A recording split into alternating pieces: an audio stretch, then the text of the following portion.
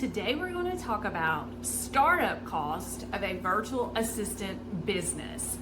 Hey everyone, welcome to the channel. I am Alicia Avant and I have been a virtual assistant for almost 17 years. So how much is it going to cost you to start a virtual assistant business?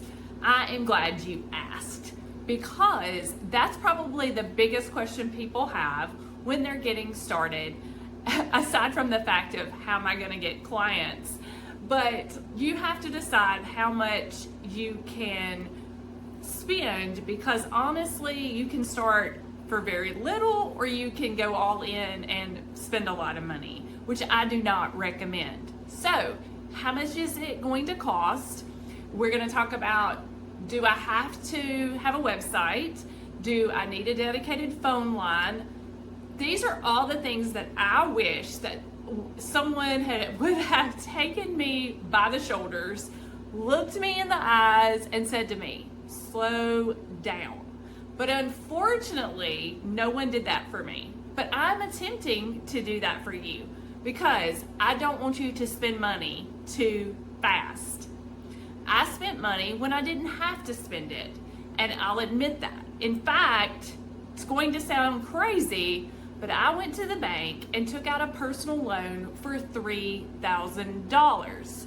You don't have to do that. I honestly, now that I look back, wish that I had not done that.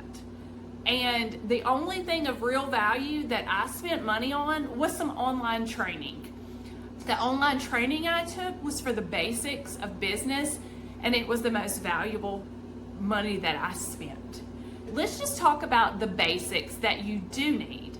The first thing that you need is a computer. It doesn't have to be the latest and greatest computer, but you do want a computer that will run the basic programs, such as Microsoft Word, your internet browser, Canva, those things that you will use. The second thing that you need is high-speed internet. Working virtually requires that you're able to connect to the internet quickly and easily, so you want to have a reliable internet service provider. Y'all, I live in the country, and when I first started my business, I didn't have dial-up, but I had the pretty slow internet. Now I have fiber internet, and I am so thankful. The next piece that you need is a phone, whether it's a landline or a cell phone. I currently just use a cell phone, but you have to have a way to communicate with clients and potential clients. Number 4 is a quiet place to work.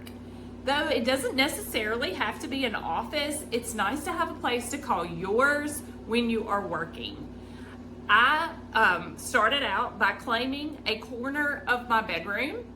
I also, at one point in time, used a closet that I like to call my closet office, and it became my little nook. But you also could use a spare guest room for your office, just somewhere that is quiet that you can do your work.